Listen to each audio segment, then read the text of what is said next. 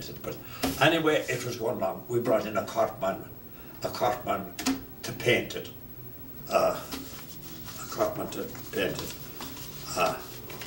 And I told you that I had names here that I took down.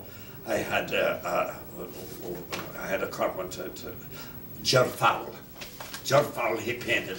The ceiling was all black. We painted it. He did a great job, black and everything.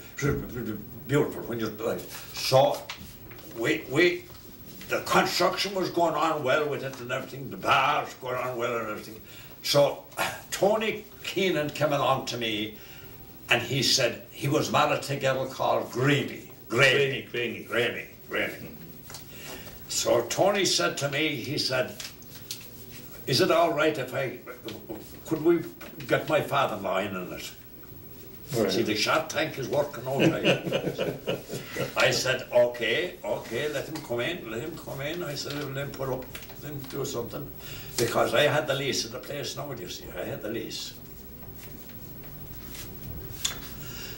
And I came in with it. So, now, Graney was in it now, Tony Heenan was in it, and I'm the chief bottle washer. Okay.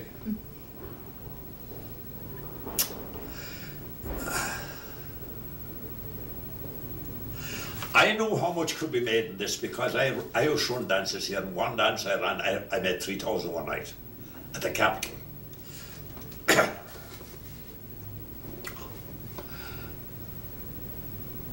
So,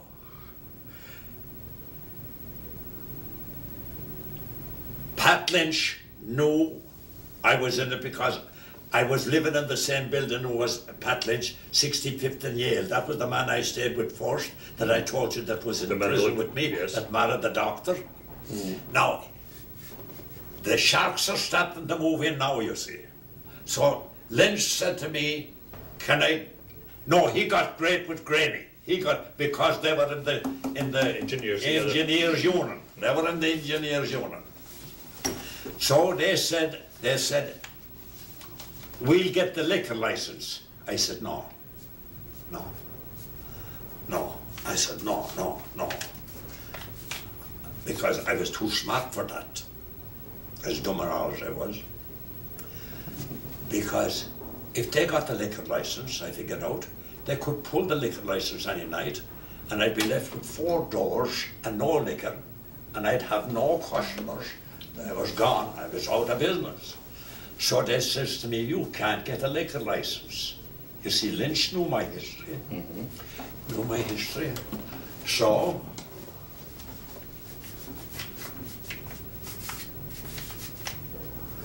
they says, you can't get liquor license. Oh, I says, I'll get a liquor license. Don't worry about her.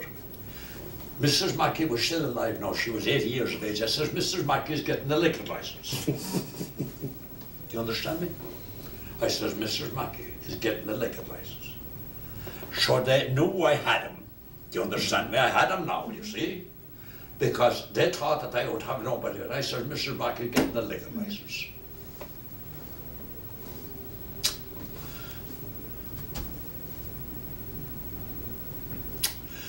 The next thing I know, I came home from work one evening.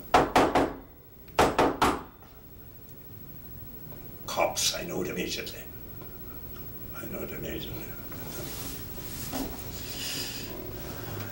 This is where the story gets intriguing and interesting, and follow it real close.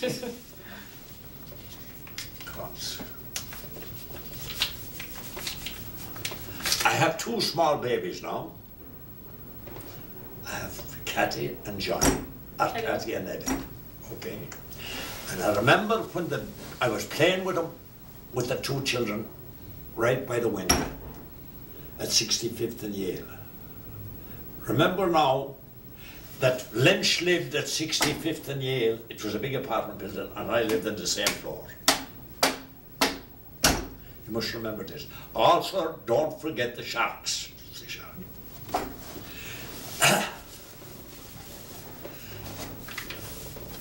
So they said, I don't know which one of them said it, but they said, we start the corporation. and we'll get the liquor license through the corporation.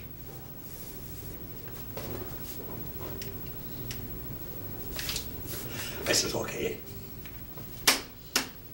That's corporation. I says, I don't want to be in it.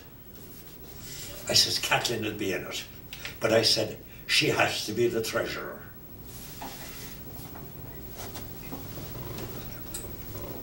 Kathleen has to be the treasurer. Please, whoever is listening to this show, pay very close attention. They had a lawyer called Maloney. Maloney. I'll tell you what Maloney had. I know Maloney. Maloney is well known. I know where he went. I don't know whether you know about Maloney. You'll know when I'm finished. He was down the loop. They called for a meeting at 7 o'clock in the evening. And at the meeting was Granny, Tony Heenan, Pat Lynch, and my wife Kathleen, who I had tuned up. Watch what you're doing, Kathleen, I says.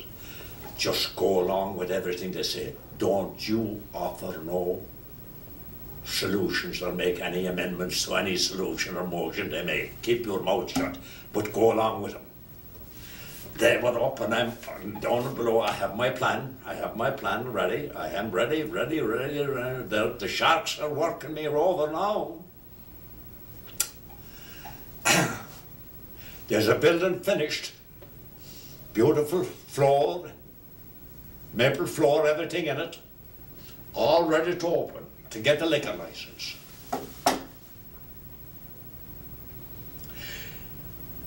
But who's going to control it? There is their problem. There is their problem. They don't want control on this. They're upstairs and they came down. The first one that came out the door was Tony Heenan. They were all smiles. And Tony Heenan came right up to me. They all came out together. Came out the door together. I remember quite well. Came out the door together. Tony Heenan's all smiles. I said, that's great, now we have that done. I turned around to him and I said, don't let me catch one of you inside the door of that place. Not one. I says, I'll sue every one of you that comes inside the door in that place. I said, and my lease is specifically states that there will be no corporation formed within this building. I said, and you're after violating the rule. And Heenan says to me, you never told us that. I says, you didn't ask me for the damn corporation, the papers, the corporate paper. I said, but there you have it. And I turned around to Lynch, I said, and you too. I said, if I catch you in there, I said, the first one of you I catch in there, I said, I'm having the police arrest you. The next evening when I came home from work. Before you go there, about Kathleen, the treasurer, about your divorce her. Oh yeah, oh yeah. This is Kathleen, this is your wife is a member of the thing here. I says, she is? I says, that's no problem. I says, I'm going to the city hall tomorrow for a divorce. Kathleen is looking at me. I says, I'm going to the city hall tomorrow for a divorce.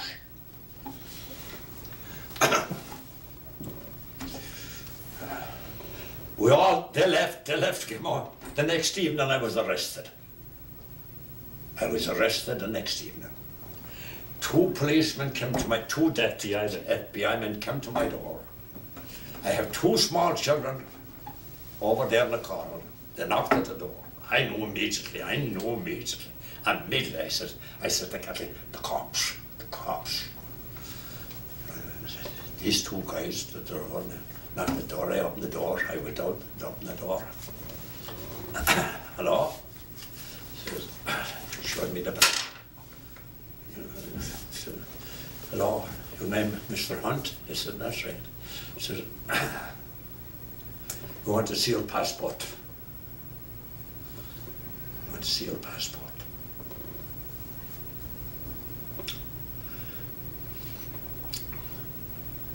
I said, just a minute. I went back and got my seaman's book. I thought this is a book, short and seaman's book.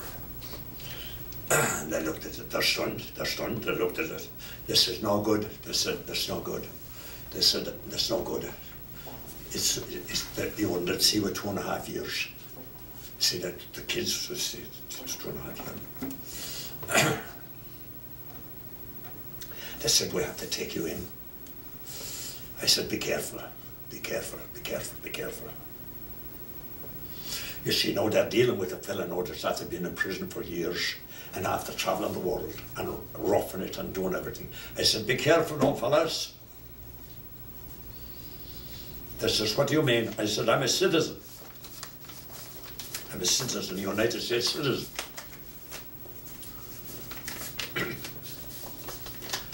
They says, how do you know you're a United States citizen? I says, my father worked here in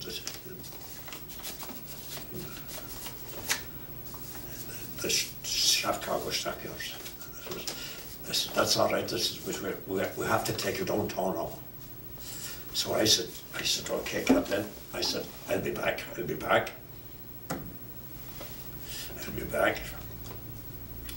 They took me down to the Federal Building. They questioned me all night. The big question they had with me was, when you were within the 3-mile zone, what was on your mind? Was it on your mind that you were going to get off of the ship and stay in the United States? What was on your mind? I said, I'll tell you what was on my mind when I was 3 miles outside. Like every seaman's mind, I said, where is the nearest tavern? I said, that's all that was in my mind. I said, and you can keep asking me that all night now, I said, and there's the answer. So the next morning I told him, so they brought me before the judge in the Federal Building. Next morning they brought me there. So I appeared before the judge.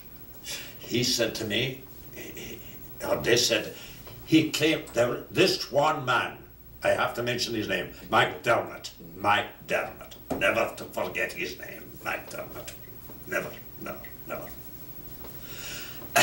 McDermott stood up. And he said, Your Honour, he said he claims to be a citizen by birth, that he was born the son of an American citizen. The judge said, I'd like him to explain to me how that, so I said, when I was a young fellow at home, my father was in the United States, I said, and he used to always tell us about the time he was in New York. They were in Tammany Hall. In Tammany Hall, they used to come down to the Irish guys that were in the taverns and take him up election day and swear him in and vote. They'd vote. I said, and my father told me that he did that he was sworn in as an American citizen. I said, and if he was an American citizen, then I claim to be an American citizen by birth. Now the judge said to me, McDermott explained that I had 2 young children, okay? I had 2 young children. And McDermott also said to me before I went before the judge, if he asked you to know you were going to pay your own way back to Ireland, tell him yes. Because he said, if they have to pay your way back to Ireland, that you'll never again be allowed back into the United States. They never asked me that. He never asked me that. The judge never asked me that. The judge says to me, I'll give you 3 months to get all your papers together. I want you to get papers together from everywhere you've been. I said, I've been all over the world, Your Honour. I said, I can't get... He said, you get papers, as many papers as you can. So the first thing I did was,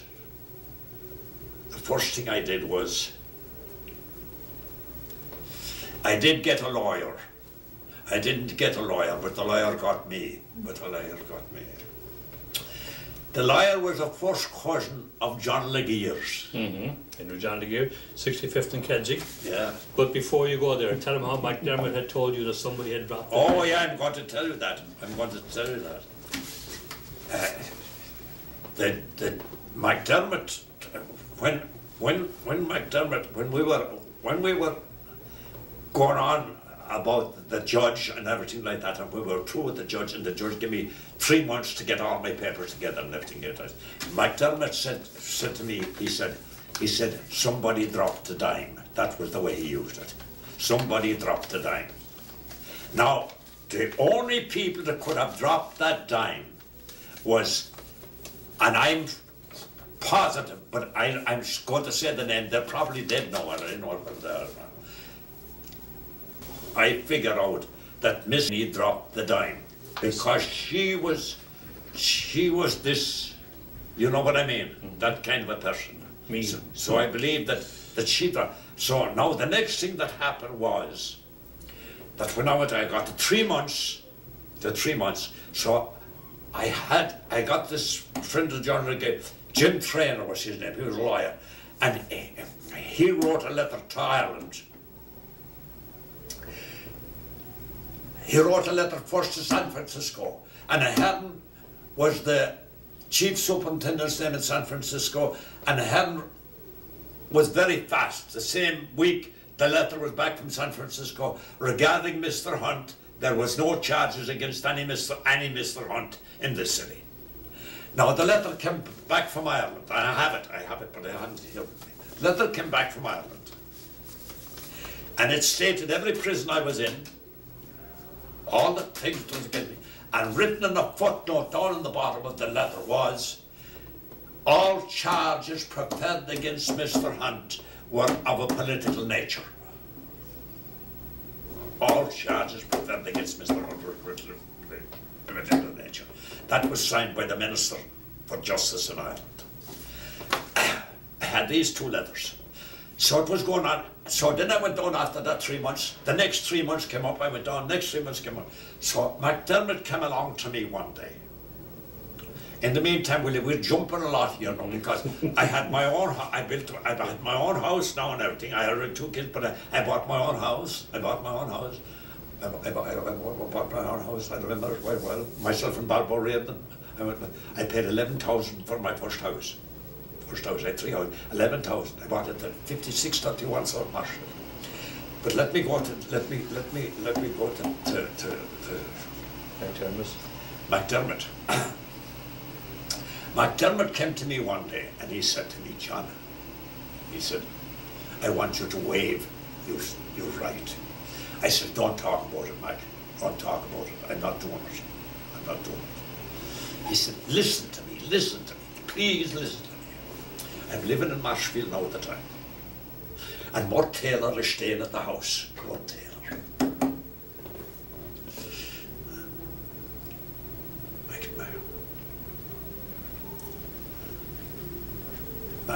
McDermott says, try and listen. He said, I'll give you 2 options. He said, don't talk. He said, you can go to Tijuana, Mexico, or you could go to Windsor, Ontario. He said, whichever one of the 2 places you want to go, he said, I'll have it arranged. There's an American consul in Tijuana. There's an American consul in Windsor. He said, I'll have it, you tell me which one, and I'll have it arranged that your papers will be ready and you come right across legally.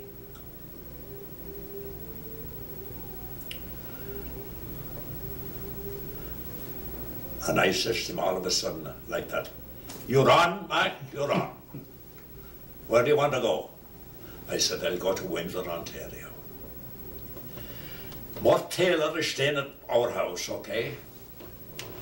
Mort Taylor has a little Volkswagen. He drives me over to Midway Airport at 8 o'clock in the morning. I head for Windsor, Ontario. I arrive in Windsor. I go across the bridge and I walked into the American consul's office. I says, my name is Mr. Hunt. There's a girl inside, and she hands me a letter. Didn't ask me nothing. She handed me a letter, Mr. Hunt, letter.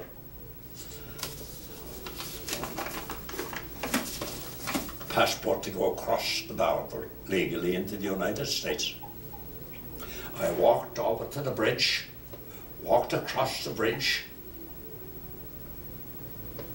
with my paper, arrived at Midway Airport. Bob Taylor picked me up at 4:30 in the evening, and I ate my dinner with the bit paper in my back pocket. That's how I'm here in the United States. Huh? There's part of my story. Huh? That's a good one. Now, That's a good one. Huh? That's it. That's true. Now, we have to go back a lot now, you see, because we jumped, but I wrote down a lot of things here.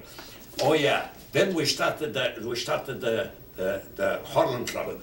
Now, why did I start how did I get into it? Tig Riley asked me that question.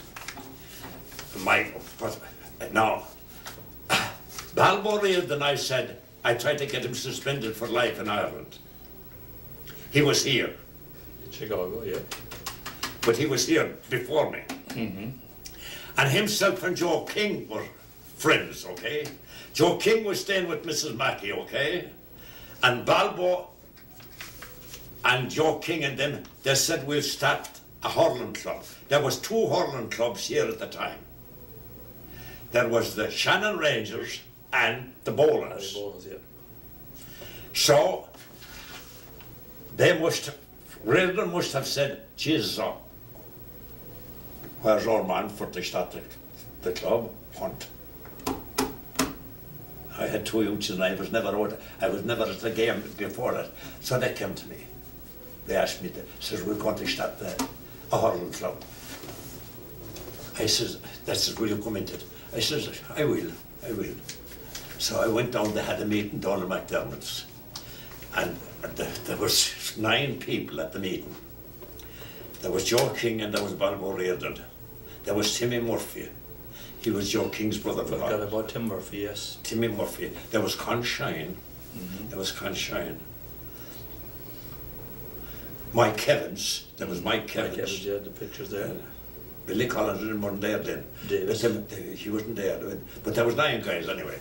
But anyway, they elected me chairman. There's my affiliation, first affiliation with the GA in the United States. So they elected me chairman. Balbo knew me because I fought to get him suspended for life in Ireland. And King knew me. So there was my first, so we started the hurling club. And I was 9 years chairman of the Limerick Hurling Club. 9 years. I was never beaten for an election. Never. I have the papers over there beside him. I was never beaten for an election in the GAA. Never. I didn't run I had 2 children. The first time I was elected, we'll go to the American board now. The first time that the American board, that time, there was a man from upstate New York, Courtney. He was an uncle of the man with us, John Courtney. Each city that time was represented by 2 delegates. There was 2 delegates. There was 2 delegates from Chicago, 2 delegates from Cleveland, 2 delegates from Philadelphia, 2 delegates from Boston, 2 delegates from Syracuse, upstate New York. But there was 2 delegates. So the last two delegates that were there from before I was elected, it was the American board was formed. I have the papers there. The American board was formed. They formed the American board. They put a resolution before the convention with these 2 delegates from each place, and that convention was held in Philadelphia. That each club should be represented. And the next convention where that was going to happen was in Cleveland, Ohio in 1964. There was a meeting of the 9 clubs in Chicago. There was 9 clubs in Chicago. I have them all there. I brought the papers with me. The meeting of the 9 clubs in Chicago had 18 delegates. The meeting was held at Hanley's, House of Happiness. 79th in May, 79th in Ashland. And they were looking for somebody to run for chairman of the American board. And I was proposed at that meeting at Hanley's. The 18 delegates from Chicago asked me that night at Hanley's. I said, I was put forward by, I think it was Liam O'Brien. I'm not quite sure. It was Liam O'Brien, I think. Somebody. And I said, okay. I said, okay. There was never a representative from Chicago. The 2 guys, Joe Kilroy. Joe Kilroy was the footballer. St. Pat's football. And Sean Herlihy was the hurling delegate. Now, all the delegates now, each club now, remember now, they were to meet in Cleveland, Ohio. This was the first time in 1964. There was about 250 people at the meeting. North American board. Yeah. North American Not delegates, the first meeting. I was the first chairman. They tried to pull some fast ones, you see, at that meeting.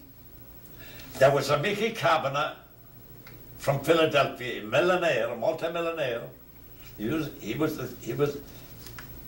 the representative at Central Council. He used to go back representing the GA, Mickey Kavanagh. And he was bitter enemies with John Kerry O'Donnell. This was the whole trouble. Now, I was tending bar for Fuller at the West End Ballroom.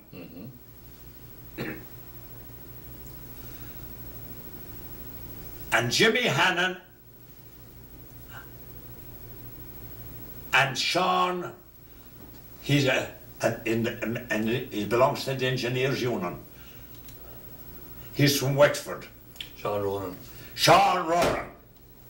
Sean Ronan, Jimmy Hannon and myself left at 3 o'clock in the morning for Cleveland, Ohio. Right. Yes.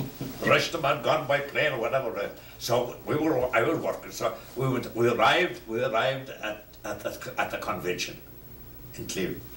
We were there in time. We arrived and went into the convention. Big crowds. So Courtney, as I said, was from Buffalo. He was the chairman of the thing. So there was Henry Kavanagh from Cleveland. Yes, they were all scoundrels.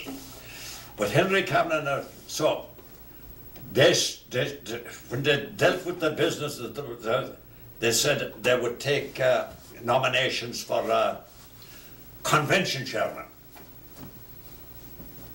Henry Kavanagh, he pulled a fast one immediately. He thought he'd pull a fast one. Nominated me for convention chairman. I said, no.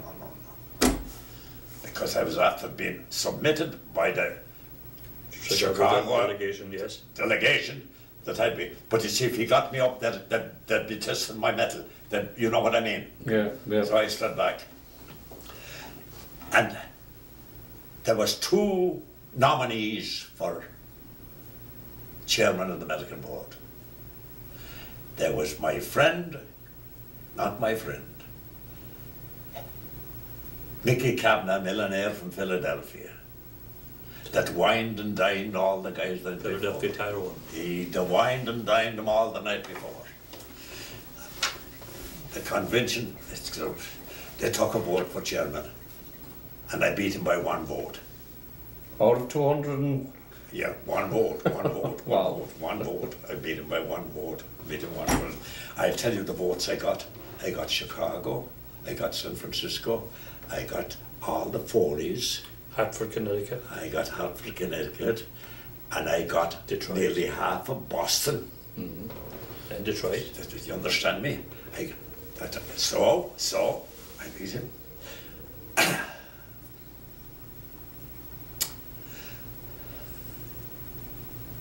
My first job that I took on myself